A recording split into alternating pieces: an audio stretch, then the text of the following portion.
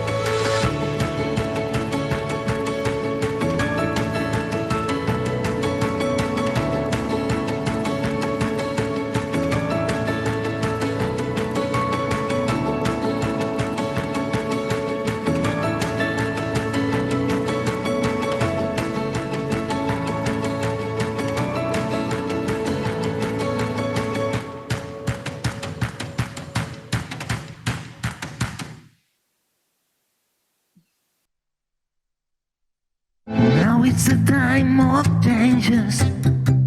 Now is the time to move on. This is the time for solutions. Feel the motion. The new is born. Me and me, none of you. Now I'm connected to you. Me and me, none of you.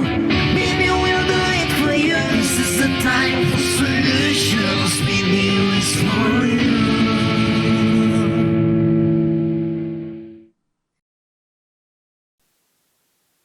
Bienvenidos de nuevo a este canal, este plató destinado a la sostenibilidad en la última hora sí de las sesiones de esta Barcelona New Economy Week, que durante 4 días ha estado reflexionando y hablando de temas relacionados con la sostenibilidad desde aquí, pero también tratando otras temáticas relacionadas con el real estate, la transformación digital, las inversiones o la movilidad. Esta última sesión la hemos titulado Compromiso Metropolitano 2030 hacia una metrópolis sostenible y resiliente. Y queremos hablarles pues, de este compromiso metropolitano 2030, un plan estratégico que alberga toda el área metropolitana y que contempla 8 misiones, 3 de ellas relacionadas con la reducción de las emisiones, el cambio en los desplazamientos y el cambio también en el modelo alimentario, más sostenible y más saludable. Es un plan que prevé que en 2030 la región metropolitana haya reducido hasta el 45% la emisión de los gases, que el 60% de la dieta sea con alimentos de proximidad y que se produzca también un cambio en la movilidad. Y se preguntarán que cuando hablamos de región metropolitana, ¿exactamente de qué estamos hablando? Pues es más de 5 millones de habitantes y 190 municipios. ¿Y por qué tiene que ser tan grande ese terreno? ¿Por qué las decisiones tienen que consensuarse entre todo este terreno? Pues porque los cambios, las decisiones relacionadas con el medio ambiente no entienden de fronteras. Porque cuando nos desplazamos de una ciudad a otra y cuando se emiten gases, pues estos gases no entienden de si está en la ciudad de Barcelona o está en la Hospitalet o en Sant Adrià del Besòs. Como decíamos al inicio, este plan tiene previsto, este plan metropolitano, reducir las emisiones. En este sentido, pues hay varias iniciativas en marcha. Una de ellas es las comunidades energéticas. Hemos hablado aquí de este tema. También se apuesta por la economía circular. Desde el punto de vista de la movilidad, se apuesta por la T-movilidad o por el peaje urbano. Y desde el punto de vista del modelo alimentario, pues se proponen proyectos como el Smart Rural o Terra Pagesa, que lo que intenta es fomentar el consumo de proximidad. Para moderar esta mesa, ahora sí ya les presento a la persona que lo va a hacer. Él es Oriol Estela. Oriol, Buenas tardes. Buenas tardes. Ell és coordinador general del Pla Estratègic Metropolità de Barcelona, es economista, es geógrafo, es profesional de desarrollo local desde el año 94, primero como consultor privado y a partir del 2005 en la Diputación de Barcelona, donde ha sido responsable de la Oficina Técnica de Estrategias para el Desarrollo Económico. Asimismo, también ejerce de coordinador técnico de la Cátedra Barcelona UPF de Política Económica Local. Pues nada, Uriol, todo tuyo y del resto de ponentes a quien también saludamos. Muy bien, pues muchas gracias, Gisela, y muchas gracias al Consorci por dejar esta ventana en este track de sostenibilidad a una mirada diferente seguramente de la que se ha podido ver en las intervenciones anteriores, en las sesiones anteriores, una mirada no tanto sectorial o sobre aspectos específicos de la sostenibilidad, sino una mirada más territorial, ¿no? Una mirada territorial partiendo de esta idea, ¿no?, de que las ciudades son los espacios donde se generan gran parte de los retos que tenemos, pero también desde donde podemos articular mejor las soluciones, y con esta idea también de que hoy en día una ciudad es algo difícilmente delimitable, ¿no? Ya no hay murallas físicas, pero a veces las hay administrativas, y muchas veces los fenómenos, ¿no?, se abordan desde instancias o desde ámbitos administrativos pues que no se corresponden con la dimensión óptima o por lo menos con la más adecuada. Y ese es un poco el ejercicio que se ha venido haciendo los 2 últimos años con el proceso Barcelona-Demà, que ha culminado en el Compromís Metropolità 2030, el Compromiso Metropolitano 2030, que es esta idea de un plan estratégico enfocado a qué es lo que tiene sentido abordar desde esta dimensión de región metropolitana. Una dimensión de región metropolitana que tenemos que ser muy conscientes que, aunque, como comentaba Gisela antes, ¿no?, son más de 5 millones de habitantes y muchos municipios, ¿no?, es difícil poner, como decía, una delimitación, hablamos a veces de 160, 190 municipios, pero que en cualquier caso, en la situación, ¿no?, en el caso particular de Barcelona, no deja de ser una aglomeración urbana pequeña, o si quieren, mediana pequeña en el contexto global. 5 millones podría ser perfectamente casi un barrio o un distrito de ciudades como Estambul o como muchas ciudades chinas, ¿no?, de las que están creciendo enormemente hoy en día.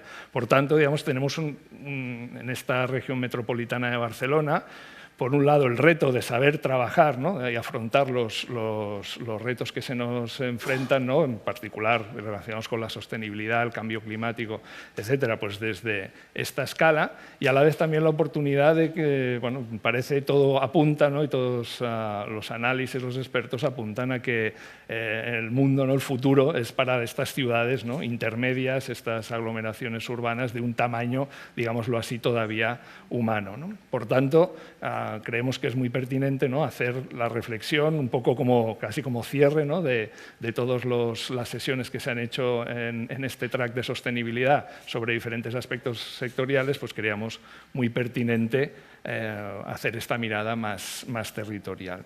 Y para ello tenemos a 3 personas que han formado parte del comisariado, junto con otras 10, el comisariado de este plan estratégico, de este Compromiso Metropolitano 2030, un comisariado formado por 13 personas de ámbitos y con experiencias muy diversas que nos han ayudado primero a identificar los retos y luego a ir marcando un poco cuáles debían ser las estrategias, los objetivos, a todo esto acompañado de un proceso obviamente de participación en todo el territorio metropolitano, para definir lo que al final son 8 grandes misiones que se enfocan a 8 grandes aspectos que creemos que tiene sentido abordar, como decía, desde esta escala de región metropolitana.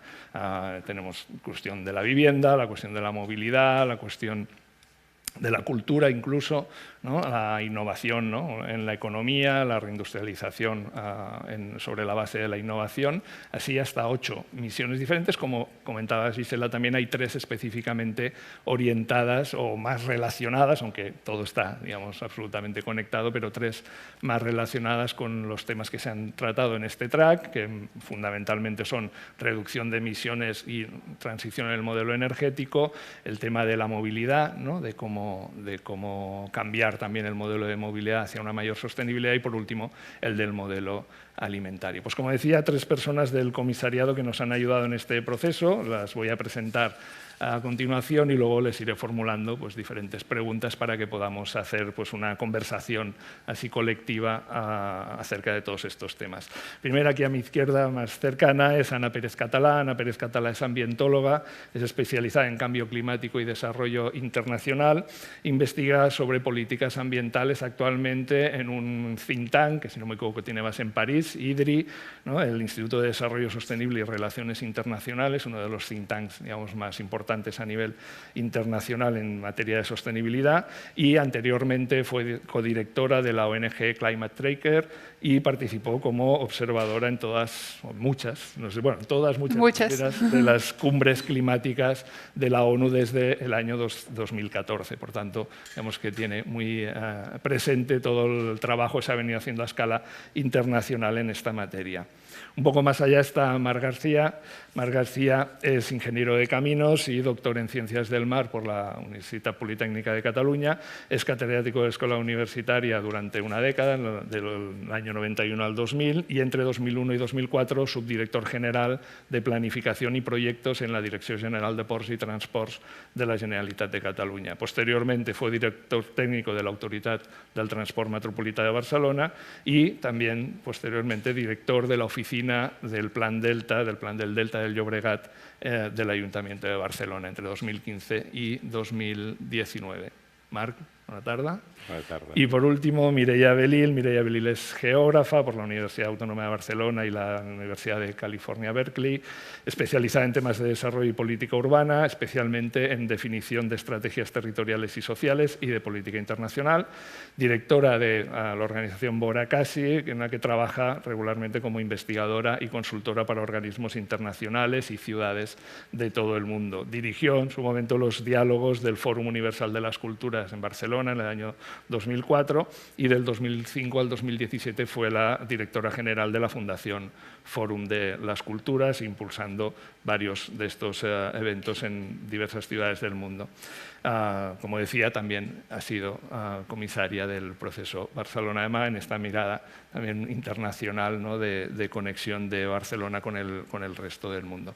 Bueno, pues sin más, empezamos con Ana y la pregunta es, habiendo participado desde esta mirada, ¿no? más internacional, estando ahora en un think tank, ¿no? de alcance internacional, ¿cuál, ¿no? es la interpretación del papel que pueden hacer las ciudades, las metrópolis, ¿no? para contribuir al gran reto que tenemos de sostenibilidad y en particular el cambio climático? Gracias, Oriol. Sí, por mí está claro que las ciudades forman parte tanto de lo que diríamos el problema, ¿no? de cómo se genera el cambio climático, pero también de la solución, y podemos hablar un poco de las dos.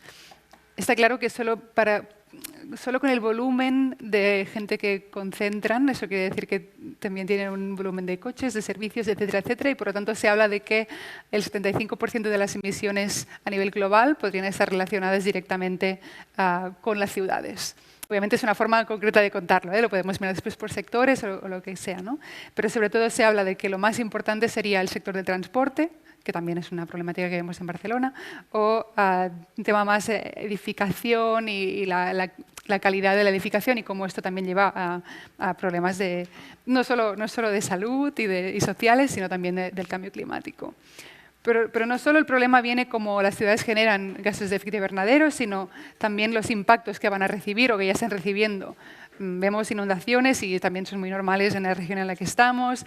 Vemos sequías y olas de calor. Pues este verano, por ejemplo, Barcelona ha batido el récord de las noches en las que se consideran tórridas, ¿no? que no puedes dormir también porque ha superado una temperatura que es anormal para la vida humana y para el clima en este caso. O también en el caso de Barcelona, como estamos en la costa, pues el aumento del nivel del mar también tiene un efecto muy claro en la geografía y en la relación que tiene la ciudad con esa costa, ¿no? Y eso, aparte del fenómeno en sí, ¿no? del fenómeno meteorológico, con lo que llamamos la mar, también afecta pues, a infraestructuras, a la gente en sí, a la salud, etcétera, etcétera, etcétera, ¿no? Eso sería como la parte como más, digamos, negativa o la parte así como un poco más sombría, pero hay una parte que también es la que trabajamos, que es más la parte de soluciones que pueden aportar las ciudades, ¿no? Supongo que hay una relación de cómo de cerca están de la ciudadanía y del tipo de competencias, de cosas que puede implementar, pero hay muchas de las acciones que al final se acaban implementando, se acaban haciendo a nivel de ciudad o región metropolitana o similar, ¿no? Los estados suelen poner como grandes líneas, pero quien acaban implementando muchas cosas suelen ser las ciudades, ¿no? Entonces, por ejemplo, todo lo que es el fomento del transporte público, obviamente hay líneas que vienen a nivel estatal, pero son muchas de las ciudades quienes están pues, sacando coches de la ciudad o repensando transporte público, conectándolo mejor, etcétera, etcétera, etcétera. Cuando se habla de eficiencia energética de edificios, también hay muchos programas que hacen directamente las ciudades. O cuando hablamos de implementación de energías renovables, ¿no? Que también hay muchos programas que son municipales o regionales o cosas así. Entonces, esta doble cara para mí es la respuesta a tu pregunta en como el papel de estas regiones y de estas ciudades. Después volveremos sobre esta idea de que son los estados los que disponen y las ciudades las que actúan, porque es un tema muy, muy importante para algo como que está en el centro de todo esto al final, que es la gobernanza, ¿no? De cómo se puede actuar. Gracias. Marc, tú desde el conocimiento que tienes también del territorio en particular, incluso aquí donde estamos, ¿no? En esta zona has tenido, ¿no? responsabilidades asociadas con el desarrollo de este territorio, como conocedor del territorio de la región metropolitana, ¿cuáles dirías, ¿no? bajando el zoom, el foco a este territorio, que son las principales vulnerabilidades, ¿no? que se dan en este aspecto? Sí, a riesgo de simplificar mucho, pero desde mi punto de vista, los riesgos climáticos más agudos es todo lo que tiene que ver con el ciclo del agua. A saber, vamos a un escenario que va a llover menos, va a llover más torrencialmente y vamos a tener en la franja costera tormentas con mayor frecuencia y cada vez de mayor intensidad. Entonces, si hacemos un repaso de cada uno de estos hazards, digamos, la traducción siempre al castellano, traducirlo por riesgo, matemáticamente no es correcto, digamos, pero bueno, alguna palabra le tenemos que poner. Vemos que asociado a eso hay determinadas características de vulnerabilidad en la región, digamos, a subrayar en cada uno de ellos. Va a llover menos, digamos, y tenemos unas cuencas hídricas muy pequeñas, por tanto, la capacidad que tiene la región metropolitana de recoger agua es poca. Y por otro lado tenemos unos acuíferos que son los que son y algunos de ellos comprometidos por una nitrogenación excesiva, por ejemplo, digamos por exceso de purines o por exceso de uso de abonos nitrogenados y por supuesto en el ámbito costero, digamos en una región que también es muy turística por la gran presión, digamos que ejercen el consumo de agua y también los bombeos para determinadas infraestructuras, véase el aeropuerto de Barcelona, provocan la salinización de esos acuíferos. Por tanto, tenemos una situación de acuíferos comprometidos. Llueve torrencialmente y tenemos una región metropolitana con territorios con ciertas pendientes importantes y, sobre todo, que los hemos deforestado para construir unas urbanizaciones en una época en sitios donde jamás habría habido que construirlas. Y, por tanto, eso favorece la erosión y se va a favorecer cada vez más cuando más continúe lloviendo. Y vamos a tener más temporales en el mar. Y resulta que tenemos una costa en la que, yo no he hecho el número, digamos, pero adivinaría que predominan casi los litorales arenosos, ¿verdad? Por lo menos en la zona del Maresme y en el delta del Llobregat eso es así, si después nos vamos a la zona del Garraf eso no sería tan así, ¿verdad? Y es un paradigma que hemos buscado consolidar y que lo hemos proyectado como una imagen de la región, ¿verdad? Nuestras playas, ¿verdad? Bueno, nuestras playas hoy en día no se nutren de aportes naturales de los ríos porque esos aportes o han desaparecido o si existen están interceptados por obras en el litoral. Y, por otro lado, las acciones del oleaje sobre esas playas van a ser cada vez menor. Por tanto, la sostenibilidad a largo plazo de ese paisaje litoral pues también está comprometida. Como me has preguntado eso, ahí lo dejo. Vale, bueno, luego iremos con las buenas noticias, pero de momento nos quedamos con esta explicación, yo creo que muy clara, sintética y que pone el foco realmente en estos aspectos clave, ¿no? Mireia, hablamos de Barcelona como región metropolitana, hablamos de retos globales. Está claro que, un poco trasladando también esta idea, a veces la acción individual es más importante que la colectiva, en este caso la acción metropolitana a escala global, como son retos que comparten, ¿no?, todas las ciudades, con algunas especificidades según qué territorio, pero cómo tienen que organizarse también las ciudades entre ellas para hacer frente a estos retos. Bueno, gracias. A mí me alegra hablar después de Ana y de Marc, porque ellos han concretado el tema de sostenibilidad, porque si no, esas dos palabras, resiliencia y sostenibilidad, se nos van a botar de cada cosa. Creo que tenemos que empezar a ponerle apellidos y adjetivos. Dicho esto, yo creo que es importantísimo la colaboración entre todos. Decía Marc, decía Ana, no pasa en un límite municipal estricto. Por tanto, tenemos que colaborar. A nivel interno, yo creo que como mínimo tiene que haber dos cosas. Un cierto acuerdo en el diagnóstico. Imaginaros que la mitad de la región metropolitana opina que no hay cambio climático. Pues tenemos un problema. Por tanto, un cierto acuerdo en los diagnósticos y un cierto consenso en las terapias o, como mínimo, en los objetivos de las terapias. Porque luego la manera de implementarlo puede variar en función del municipio, en función de los colores políticos, en función de muchas cosas. Pero creo que a nivel interno, como mínimo, estas dos cosas deberían estar sobre la mesa. Pero no solo dentro del área metropolitana o de la región metropolitana, que es de lo que estamos hablando aquí, sino también con el resto de territorios, porque el agua, las cuencas de los ríos, no se acaban donde se termina la región metropolitana, no se acaban donde termina la área metropolitana. Por tanto, debemos establecer este diálogo y este consenso también con nuestros territorios, con otras áreas metropolitanas del mismo país. Esto a nivel interno. A nivel externo, no hay nadie que sea autónomo. Todos somos interdependientes. Podemos opinar que la globalización, con los últimos procesos que ha habido en el mundo, pandemias, guerras, etcétera, se ha regionalizado, se ha retraído un poco, pero seguimos siendo interdependientes y más en temas climáticos, en temas de agua, en temas de personas, de ideas, etcétera.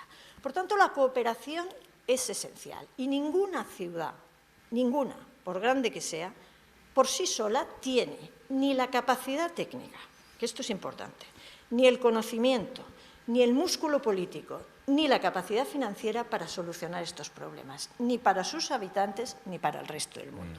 Por tanto, participar en lo que las estrategias distintas de internacionalización y de cooperación internacional, que es desde redes de ciudades, partenariados, alianzas, incluso co-creación de proyectos entre dos ciudades y cofinanciación de ese proyecto, participación en plataformas, en movimientos, presencia en organismos internacionales, etcétera.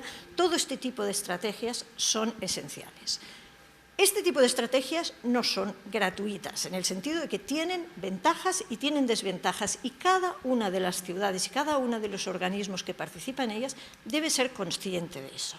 No es baladí participar en 132 redes de ciudades. Igual eso no aporta ningún valor a los ciudadanos, pero es muy importante que se participe. ¿Por qué? Repito, porque no existe en ningún sitio todo el conocimiento, toda la capacidad técnica, toda la capacidad financiera y el músculo político para poder hacer las transformaciones necesarias para que este tipo de problemas, como mínimo, se puedan abordar. Ya veremos si se podrán solucionar, pero como mínimo, abordar.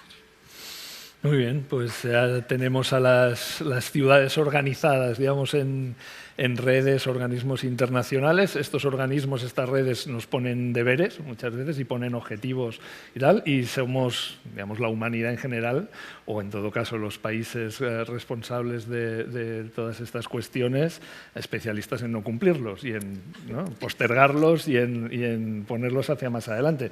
Nosotros hemos hecho un esfuerzo, ¿no?, en el proceso Barcelona-Dama, el compromiso metropolitano 2030, por trabajar bien unos objetivos que creemos que puedan ser alcanzables, siendo ambiciosos en el año 2030, pero tenemos muchos de estos objetivos, muchos de estos compromisos, algunos firmados, digamos, oficialmente por los estados, por las ciudades, etcétera, y no se cumplen. Ana, tú que has estado, ¿no?, en este lado del público, digamos, asistiendo a estas cumbres y participando de esto, ahora desde el think tank, ¿qué tenemos que hacer realmente?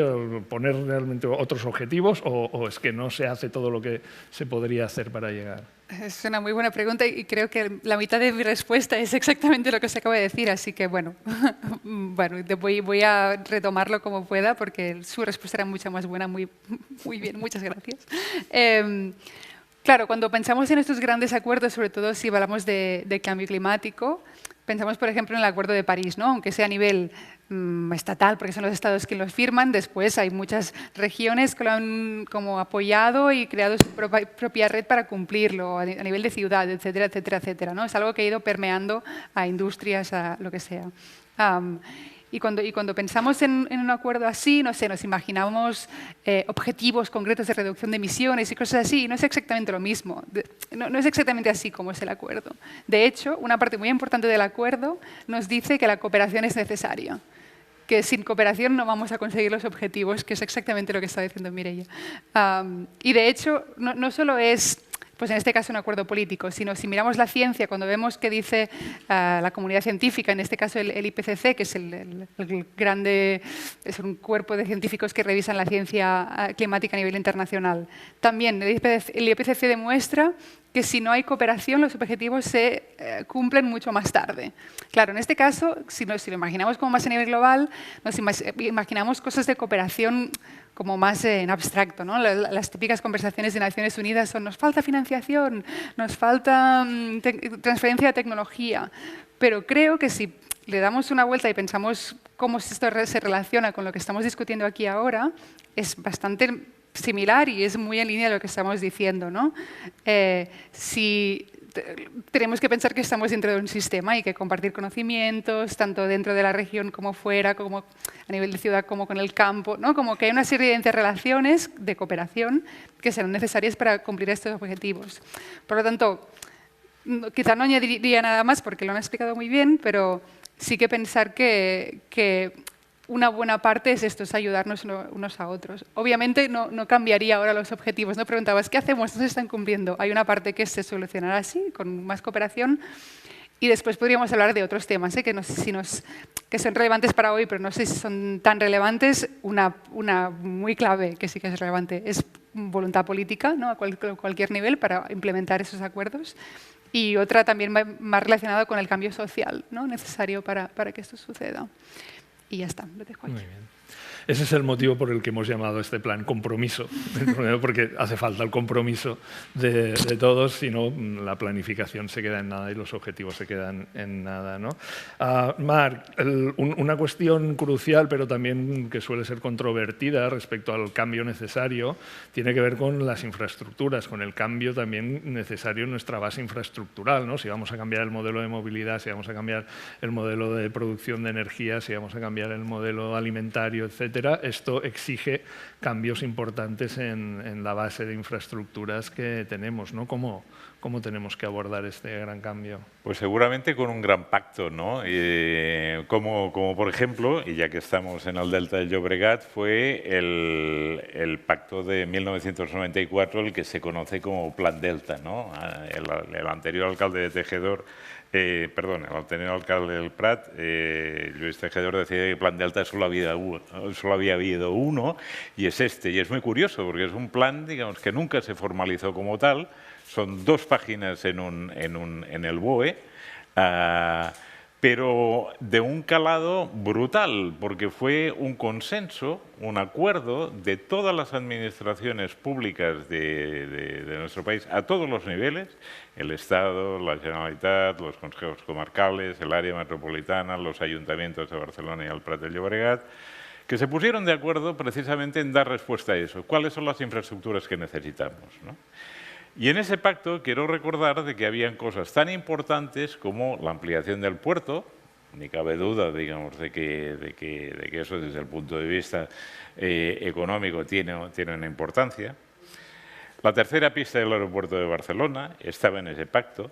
Pero también estaba en ese pacto la depuradora del Llobregat con tratamiento terciario. ¿Eso qué quiere decir? Y también estaba en ese pacto la inyección en pozos a lo largo de la calle A del polígono en la zona franca con agua procedente del tratamiento terciario de esa depuradora para poder luchar contra la salinización del acuífero del Llobregat.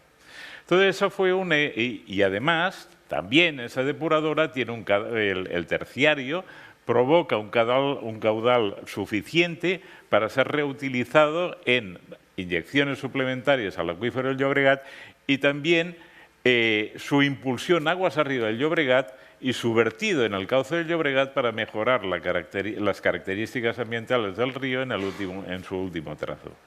Entonces, ese tipo de ejercicio, ¿verdad?, digamos, de global, de decir, bueno, ¿qué es lo que necesitamos para precisamente llegar o mejor dicho, apoyar ese desarrollo que ya no es económico, sino que es socioecológico, económico, de manera integrada, pues es un pacto, ¿verdad? Hoy no estamos tanto en eso. Hoy lo que estamos viendo más bien es que cada uno va tirando de su pedazo de pastel, ¿verdad? Es cierto que hay personas, como por ejemplo el propio presidente del Puerto de Barcelona, que dijo, ¿qué ha dicho? Con las obras del Plan Delta hemos llegado a nuestra última frontera. El Puerto de Barcelona no crecerá ni un centímetro más de allá. Y lo dice, ¿verdad? También es verdad que las obras del Plan Delta le dan capacidad al Puerto de Barcelona para mover 130 millones de toneladas al año y hoy mueve la mitad. Por tanto, el margen que tiene es importante. O sea, también pues uno lo puede decir con una cierta comodidad, ¿no? Pero no en todas partes está así y no hay una reflexión global, ¿no? O sea, siempre uno tiene la sensación de que es crecer una infraestructura, digamos, pero a costa de algo y entonces ahí hay una pugna que no se resuelve. Eso se supo resolver en el año 94 y después a la posterior concreción de los proyectos que emanaron del Plan Delta. Eso tenemos que volver a ser capaces de hacerlo, porque si no, eso será una guerra sin fin que no nos llevará a ningún lado, ¿no? Entonces, efectivamente, ese compromiso metropolitano 2030 también apunta a eso. Necesitamos un nuevo compromiso en las infraestructuras que necesita la región metropolitana para apoyar su desarrollo y para también conseguir acercarnos un poco más a ese paradigma de la sostenibilidad ambiental que a veces uno piensa, digamos, de que, bueno, me remito a lo que ha dicho Ana, digo, a lo que has dicho tú en la introducción a su pregunta, de que a veces son grandes declaraciones, pero cuando uno mira, pues, no sé, cualquier parámetro de los que se monitorean y se siguen a partir de los acuerdos de París, por ejemplo, pues uno se queda un poco, por lo menos angustiado, ¿no?, cuando los consulta. Muy bien. Mireia, hablamos de infraestructuras, del hardware, ¿no?, que solemos decir, pero detrás de todo esto, detrás del cambio climático, de los efectos y de las políticas, ¿no?, tanto sean de adaptación, sean de mitigación, como siempre hay ganadores, hay perdedores. Y hay puntos de vista que muchas veces no se incorporan, ¿no?, porque a veces esto parece que quede en el ámbito de las áreas, ¿no?, de las políticas de medio ambiente o de las políticas de movilidad y que el resto pues, no tiene que ver con ellas, ¿no? Por ejemplo, los Objetivos de Desarrollo Sostenible de Naciones Unidas, por ejemplo, no incorporan la cultura como uno de los elementos. Tú que estuviste a cargo, digamos, de un gran evento donde, digamos, la cultura se ponía al servicio, ¿no?, de los retos de la humanidad y pensando en esta idea de transición justa, ¿no?, de cómo conseguimos que esta transición sea justa para todo el mundo, ¿hacia dónde crees que debemos apuntar? A ver, como muestra el compromiso metropolitano 2030, hay múltiples políticas que se tienen que desarrollar para conseguir una sociedad más sostenible, más resiliente, más justa.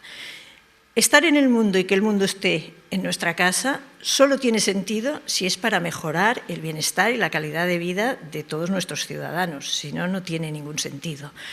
Si tuviera que elegir hacia dónde deberían ir la mayoría de las ciudades y especialmente la nuestra, yo elegiría 3 políticas y quizás serán un poco sorprendentes.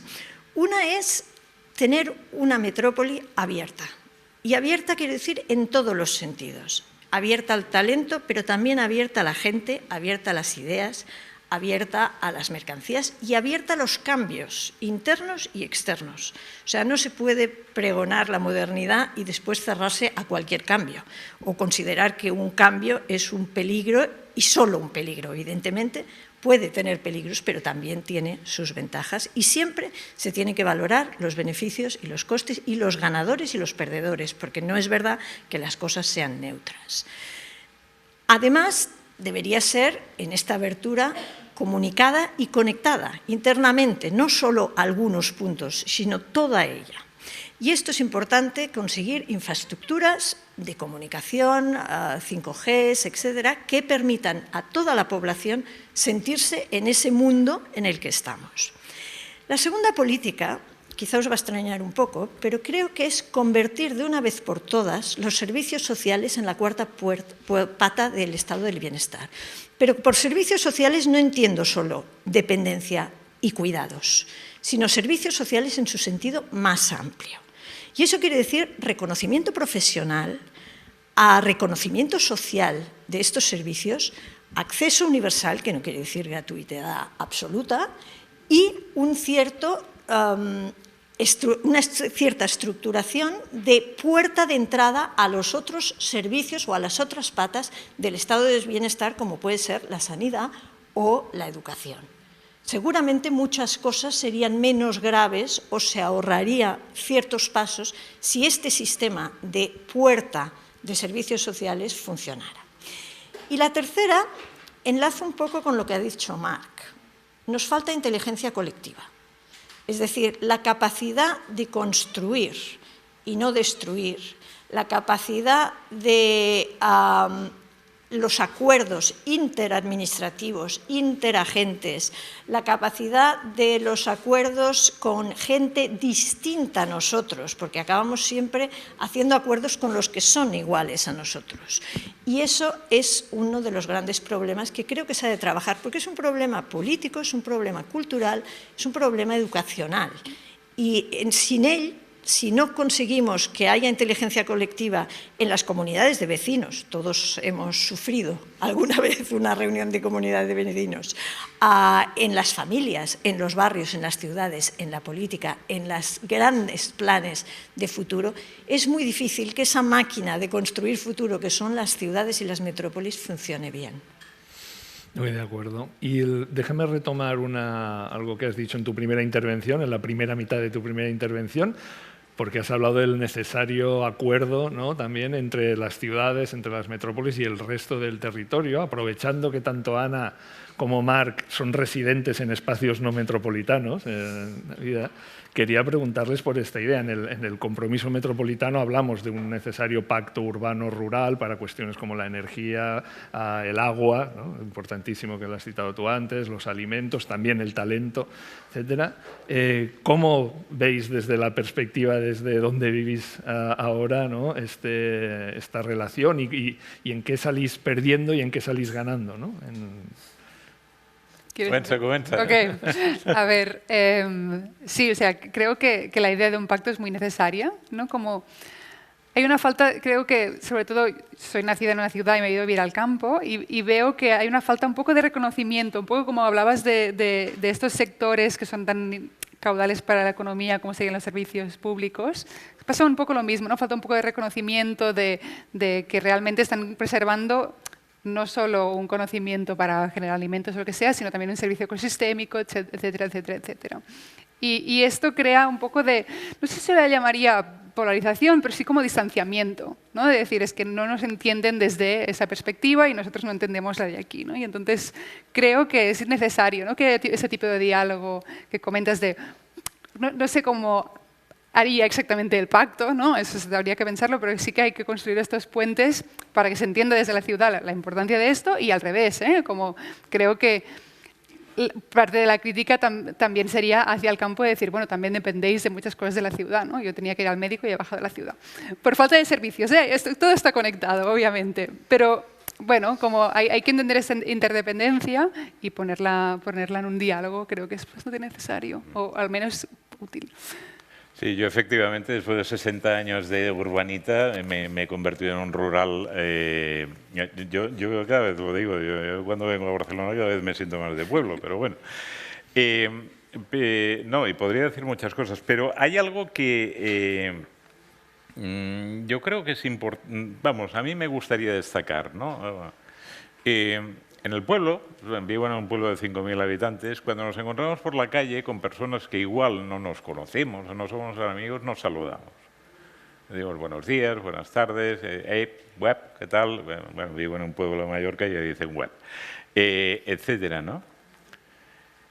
En Barcelona o en las ciudades medianas de la región metropolitana, por suerte no en los pueblos, ni nos miramos a la cara, ¿verdad?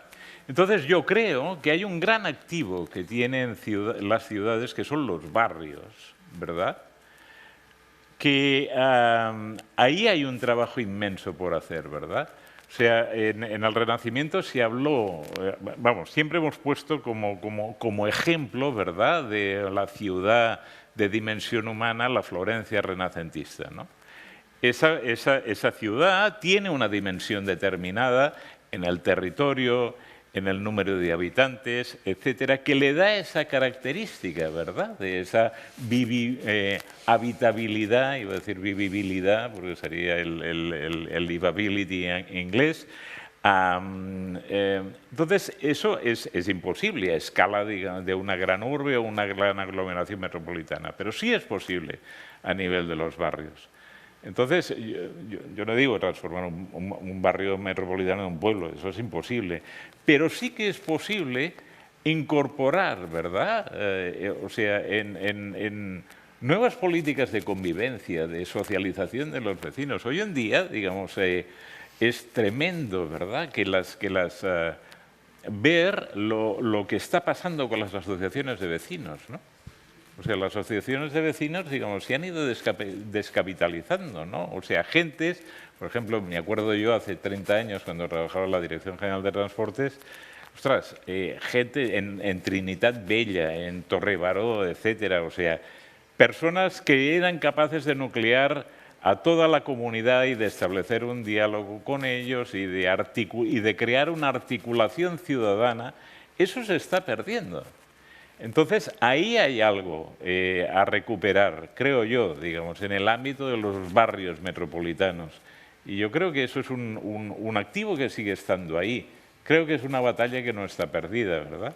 Porque el futuro y seguramente el futuro de la identidad metropolitana se está jugando en los barrios. Muy bien. Y seguramente muchas de las cosas que estamos hablando, ¿no?, de esta actuación a escala metropolitana, del impacto que se pueda tener, empieza lógicamente en la comunidad, ¿no?, más cercana, ¿no?, y en el entorno más cercano, que es el del barrio. Bueno, pues estamos ya sobre el tiempo. O sea, a mí se me ha pasado muy rápido la conversación. Os quería agradecer vuestra intervención y vuestra implicación en todo este proceso, obviamente, durante estos 2 años que llevamos trabajando, que hemos trabajado en este proceso. Y nada, solamente indicar que han salido, ¿no?, muchos conceptos, muchas ideas. Yo me quedaría fundamentalmente con algunas que están en el ADN también del Plan Estratégico Metropolitano de Barcelona, que es la idea de colaboración, que es la idea de inteligencia colectiva, que es la idea de apertura, y me quedaría con la idea de que tenemos que trabajar no necesariamente para ser la mejor metrópolis del mundo, pero sí la mejor metrópolis para el mundo, y eso significa pues actuar, ¿no?, como se debe en esta materia de sostenibilidad. Así que muchas gracias y de nuevo muchas gracias a todos los que nos habéis seguido y al Consorci de nuevo por dejarnos este espacio para debatir. Muchas gracias. Pues aplaudan, pueden aplaudir. Muchísimas gracias por participar y por ampliarnos esta visión sobre el compromiso metropolitano 2030.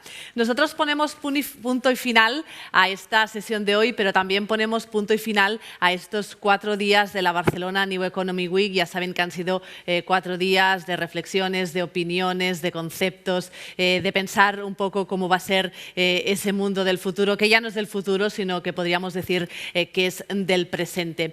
Gracias por conectarse enfoque a este canal, al de sostenibilidad, gracias pues a las personas que también han asistido presencialmente tanto a esta charla como las otras sesiones que hemos realizado a lo largo de estos días en este evento híbrido en torno a la nueva economía organizado por el Consorci de la Zona Franca de Barcelona. Muchísimas gracias y esperamos volverlos a ver el año que viene.